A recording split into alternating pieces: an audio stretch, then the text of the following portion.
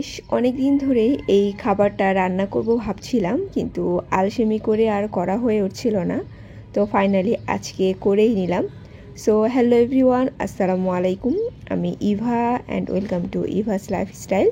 আশা করছি সবাই ভালো এবং সুস্থ আছেন। আলহামদুলিল্লাহ আমরাও ভালো আছি।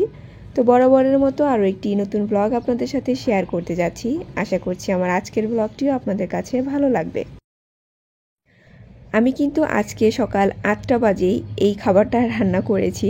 তো বেশ কিছুদিন ধরে আমি এই খাবারের রেসিপিটা দেখেছিলাম, এত সিম্পল ওয়েতে এই জিনিসটা বানানো হয়, তারপরও আমার আলসেমি করে হচ্ছিল না। তো আজকে আমি এটা বানিয়েছি, আর বানিয়ে খাওয়ার পর তো আমি এটার ফ্যান হয়ে গিয়েছি। এটা বানানো যেমন সিম্পল, তেমনি খেতেও বেশ মজার, আর সময়ও তেমন একটা লাগে না। তো আমি সকালে ব্রেকফাস্ট করেছি এটা দিয়ে, রুটি দিয়ে খেয়েছি। তো আমার কাছে বেশ ভালো লেগেছে। তো যাই হোক, আর আজকে আমি এই যে 10 টাকার ধনেপাতা এনেছি। তো 10 টাকার ধনেপাতা ইদানিং এত বেশি দেয় যে কি আর বলবো। বেশ কিছুদিন আগে কিন্তু 50 টাকা 60-70 টাকা দিয়েও এরকম ধনেপাতা পাওয়া যেত না। তো শীতের সময় আমি চেষ্টা করি ধনে পাতাগুলোকে যেহেতু অনেক বেশি পরিমাণে দিয়ে থাকে, তো একবারে ওয়াশ করে ক্লিন করে তারপর এগুলোকে শুকিয়ে ছোট ছোট করে কেটে তারপর বক্সে ভরে রাখি। এভাবে করে রাখলে দেখা যায় যে রান্নার সময় কাজটা অনেক বেশি ইজি হয়। তবে যে নর্মাল সময় আছে শীত ছাড়া, তখন কিন্তু আর এই কাজটা করি না, কারণ তখন ধনে পাতাটা খুবই সামান্য পরিমাণে দেয়। আর এভাবে প্রসেস করে রাখলে দেখা যায় বেশি দিন যায় না, খুব দ্রুত নষ্ট হয়ে যায়। শুধু শীতের সময়টাতেই এভাবে রাখলে বেশ ভালো থাকে।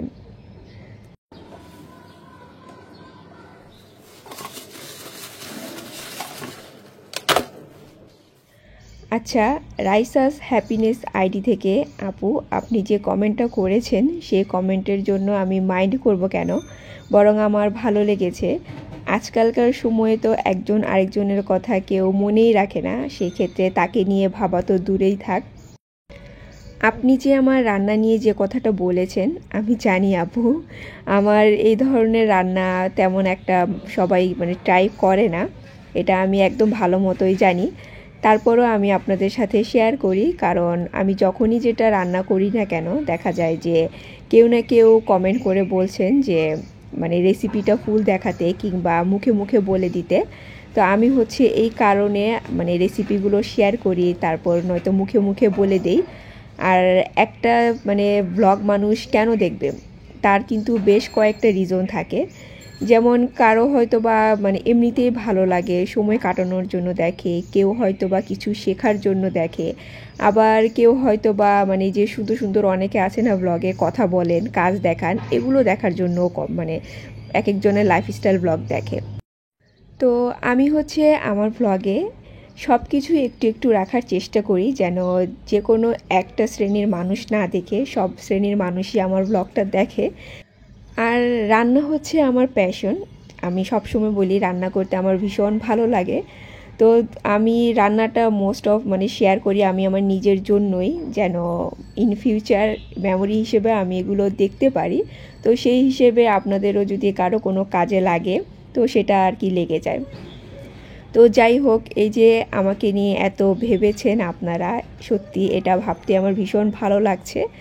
আর রান্নার চ্যানেল ক্রিয়েট করার কথা যেটা আপনি বলেছেন, তো আপাতত আমি সেটা নিয়ে কোনো চিন্তা করছি না। তো দেখা যায় যে আমার শুরু থেকেই কেউ না কেউ আমাকে এই কথাটা বলছেন যে আলাদা করে রান্নার চ্যানেল ক্রিয়েট করার জন্য। তো দুইটা চ্যানেল একসাথে আমার পক্ষে চালানো পসিবল না। আমি দেখা যায় যে আমার লাইফস্টাইল চ্যানেলেই তো সপ্তাহে মাত্র 2টা ব্লগ আপ দিই, সেখানে তো রান্নার চ্যানেল আপাতত ক্রিয়েট করার কথা আমি একদমই মাথায় নিচ্ছি না।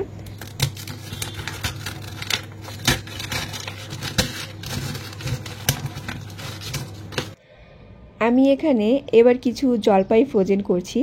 জাস্ট কয়েকটা জলপাই ভাবলাম যে একটু ফ্রোজেন করে রাখি, কারণ যখন জলপাইয়ের সিজনটা চলে যাবে তখন আমার যদি মাঝে মধ্যে দেখা যায় টক দিয়ে কোনো ছোট মাছ খেতে ইচ্ছে করে, তখন আমি এটা রান্না করে খেতে পারবো। অ্যাটলিস্ট কাঁচা আমের সিজনটা আসার আগ পর্যন্ত এটা দিয়ে চালানো যাবে। তো এর আগে হচ্ছে আমি কখনোই জলপাই মানে ফ্রোজেন করিনি, এবারে ফার্স্ট টাইম করছি। কারণ কাঁচা আমটা যখন ফ্রোজেন করেছিলাম শেষ হয়ে যাওয়ার পর আমি খুবই মিস করছিলাম যে কোনো টক টাইপের কিছু দিয়ে ছোট মাছ তারপর ডাল খাওয়াটা। তো ভাবলাম যে কেননা এবার আমি ফ্রোজেন করে রেখে দিই। আর একবারে হচ্ছে এরকম ছোট ছোট করে কেটে আমি প্লেটে রেখে দিয়েছিলাম, মানে 1 থেকে 2 ঘন্টা রাখার পরই এরকম হয়ে গিয়েছে। তো এখন জিপলক ব্যাগে ভরে রেখে দিব। এভাবে করে রাখলে দেখা যায় আমার যে কয়েকটা দরকার আমি সেই কয়েকটা বের করে নিতে পারবো।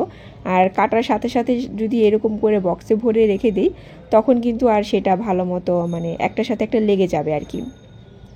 তো যাই হোক, আমি এখানে এই যে 100 টাকা দিয়ে একটা মিক্স বাদামের প্যাকেট কিনেছি। তো এটা দিয়ে আজকে আমি একটা জিনিস বানাবো, ওই যে আবারও রেসিপি শেয়ার করছি। তো আমি জানি যে এইগুলো হয়তো আপনারা বাসায় ট্রাই করবেন না, তারপর আমার শেয়ার করতে ভালো লাগে আর এর জন্য আর কি শেয়ার করি, যদি কোনোটা কোনো দিন আপনাদের কাজে এসে যায় আর কি।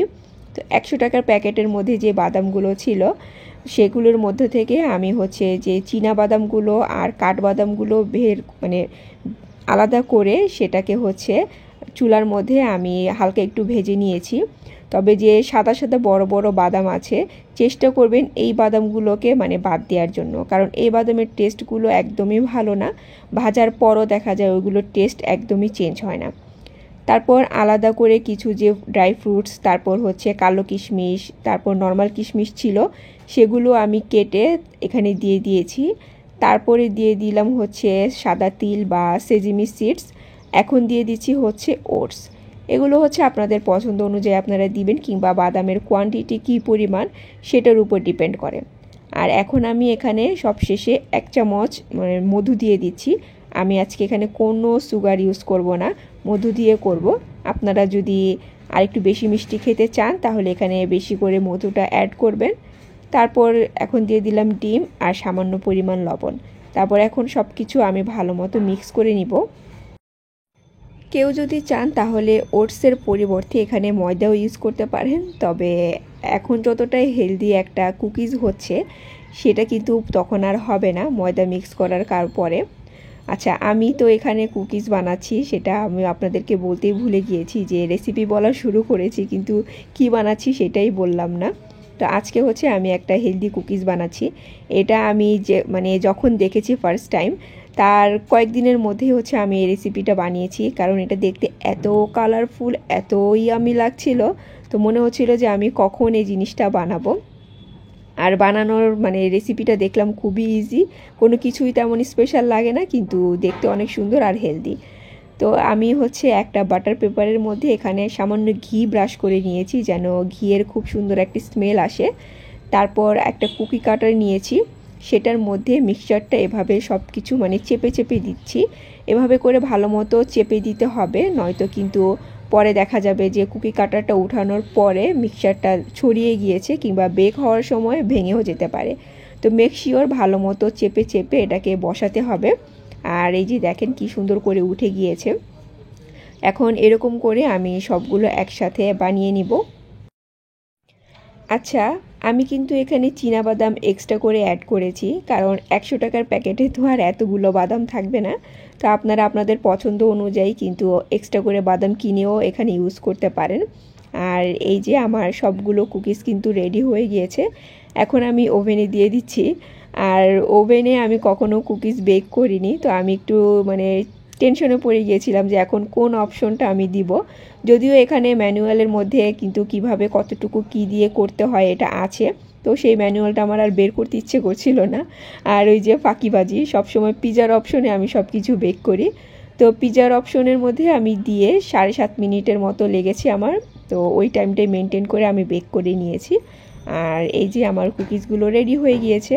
তো আপনারা চাইলে এটা চুলার মধ্যেও কিন্তু সুন্দর করে বেক করে নিতে পারেন, ওভেনে না করলেও চলবে।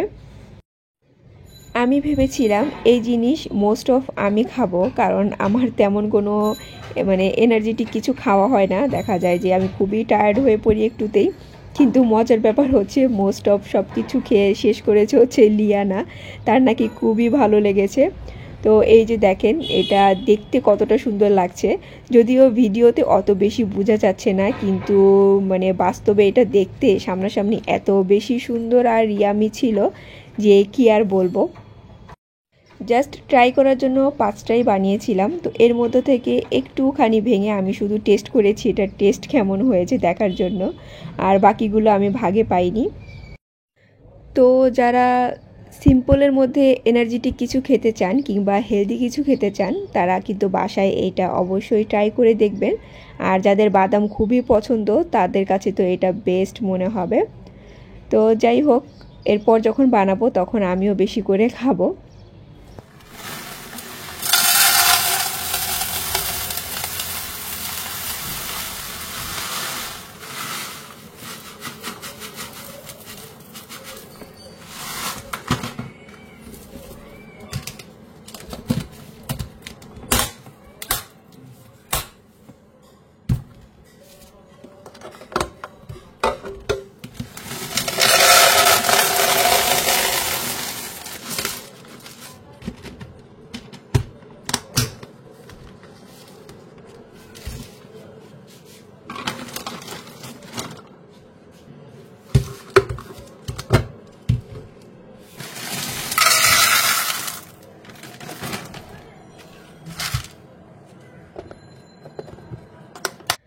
আচ্ছা, লাস্ট ব্লগে আমার ফার্নিচারগুলো দেখে বেশ কয়েকজন প্রাইস জানতে চাচ্ছিলেন, মেটেরিয়ালস সম্পর্কে জানতে চাচ্ছিলেন। তো আমি আপনাদেরকে কমেন্টের রিপ্লাইগুলো দিয়ে দিয়েছি। কাইন্ডলি আপনারা আপনাদের কমেন্টের রিপ্লাইগুলো চেক করে দেখে নেবেন, মানে কত পড়েছে এবং কোনটার প্রাইস কত নিয়েছে। আর সব আপুরাই বলছিলেন যে আমার আলমিরাটা বেশ সুন্দর হয়েছে। আর আপনাদের কথা চিন্তা করে হয়তো বা যে মানে মিস্ত্রি আছে সে এরকম ডার্ক কালার বানিয়ে দিয়েছে, কারণ মোস্ট অফ মানুষই মনে এরকম ডার্ক কিছু পছন্দ করে।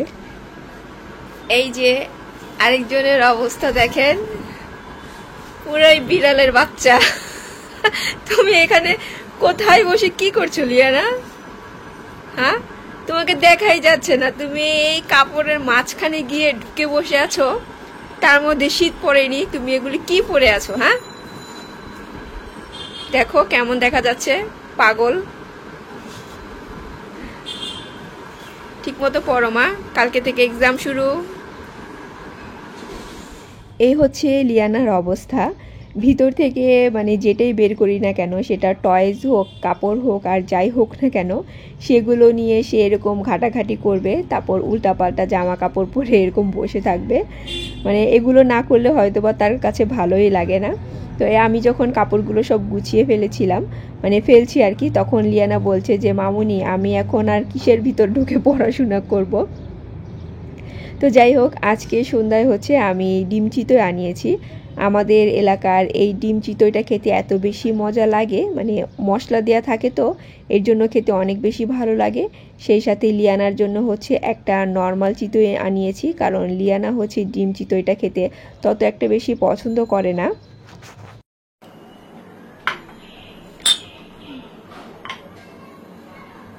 আজকের সন্ধ্যার চাটা আমি বানালাম। প্রতিদিন তো RM অফিস থেকে এসে চাটা বানিয়ে খাওয়ায়। তো আজকে যখন মানে ফোন দিয়েছিল, মানে প্রতিদিনই হচ্ছে রুটিন করে ফোন দেয় বাসায় আসার আগে কি লাগবে এটা জানার জন্য। তো তার কণ্ঠটা শুনে এত টায়ার্ড মনে হচ্ছিল না আজকে বেচারা অনেক টায়ার্ড। তো বাসায় এসে আমার জন্য আবার চা বানাবে, তার চেয়ে ভালো আমি চাটা বানিয়ে রেডি করে রাখি।